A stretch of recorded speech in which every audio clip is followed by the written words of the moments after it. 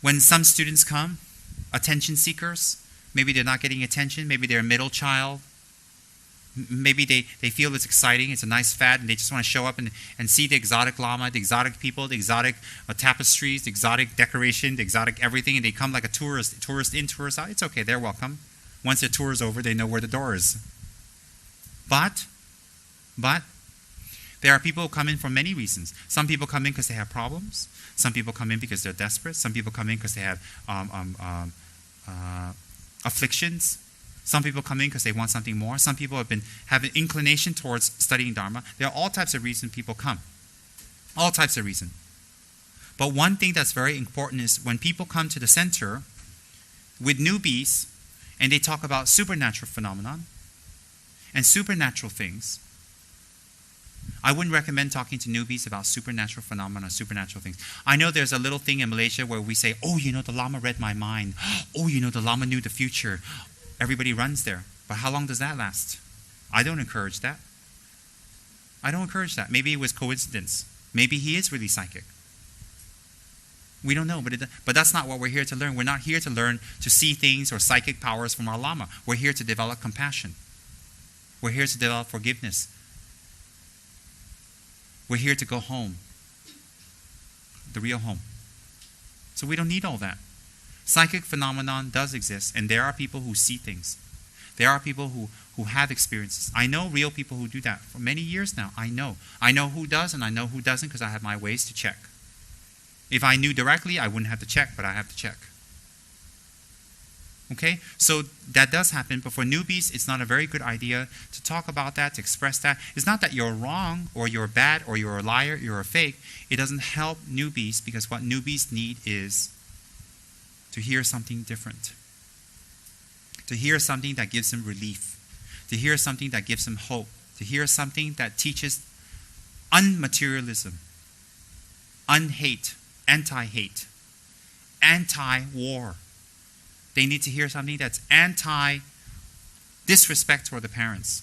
They need to hear respect elders and parents, to follow the law that creates harmony, and to give them a new perspective towards that goal.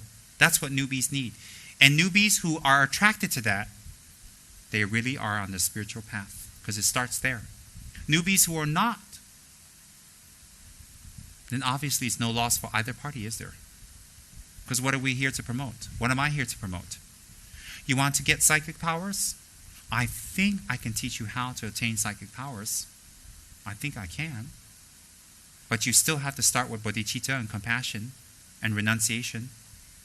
To gain psychic powers from one of the higher level deities and the psychic powers to stay with you in every lifetime, you have to generate those qualities first as a prerequisite. So you still have to be nice. What Buddhist psychic monk is not nice? You think Dalai Lama, when we're not watching him, he's Jack the Dalai Lama Ripper?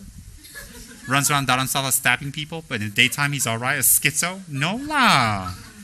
We're got like that monk night in the daytime, a saint. Do you think Mother Teresa runs around, stabbing people at night? Strangling people, the dayside strangler Calcutta.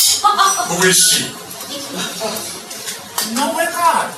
So how can during the day where we're me, myself, don't care, but at night when we do our meditation, get psychic powers, Om, compassion, Om, love, Om, I see the universe in a single speck of dust because I've reached enlightenment. Om. We're got like that.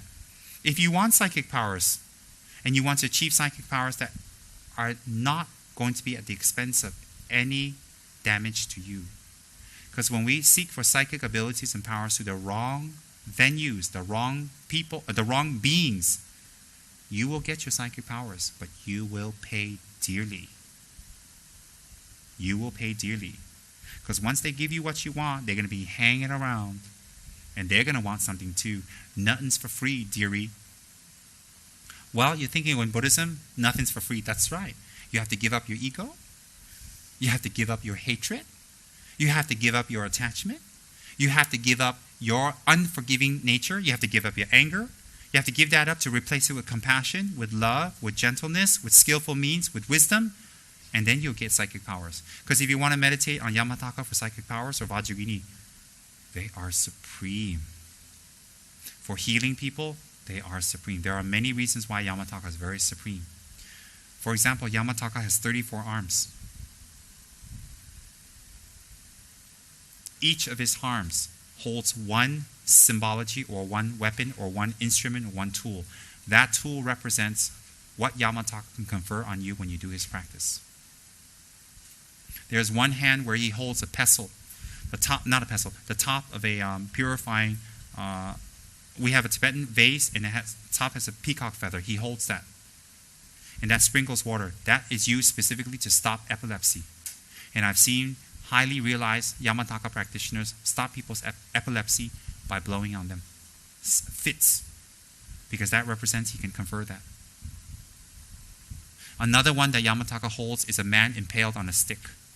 The man has a stick impaled through his anus, through his body, and out his mouth. What is that symbolic for? People who commit any of the heinous crimes, the result will be very, very incredible suffering, as symbolized by the man impaled by the stick, because that's incredible suffering. It's not that that's what's going to happen to you, but it's symbolized by that kind of incredible suffering. And that even if you committed any of the heinous crimes, like draw blood from a Buddha, kill an Arhat, kill your mother or father, or create schism within the Sangha. Those four, when you die, there is no bardo. You close your eyes, when you open, you're in one of the hell states. So no sutra can purify that karma in this life. No way. If you commit any of those are called heinous crimes, 4. But through the Yamataka Tantra, even the most heinous crimes can be purified if you do his meditation correctly. And him holding that symbolizes heinous crimes can be purified. So each arm is holding something, and it symbolizes something. Each one has something. The deity, their color, their face, their expression, their body, their movement, their mudra, their stance, and their entourage represents what their specialty is for you when you do their practice. So if you want to engage in those practices, definitely. And Lord Yamataka is no other than Manjushri, the Buddha of the mind, perfection of all mental qualities, and one of them is the 5 types of clairvoyances. So if you do Yamataka's meditation, especially his meditation related to recitation without moving, mind recitation, you're able to develop clairvoyance very fast, very good. But that is, prerequisite is refuge, guru devotion, and holding your vows, and developing bodhicitta and the realization of shunyata. What do you think? You just get Yamataka initiation. During the day, you scream at your mother. At night, you're evil to your friends. You're nasty. You're stingy. You don't want to share. You're manipulative. And then you do Yamataka at night. Give me power. Give me power. Give me power. What do you think Yamataka is? Some kind of hoodlum? Some kind of loan shark? No. So if you want to do Buddhist practices, nothing's for free, dearie.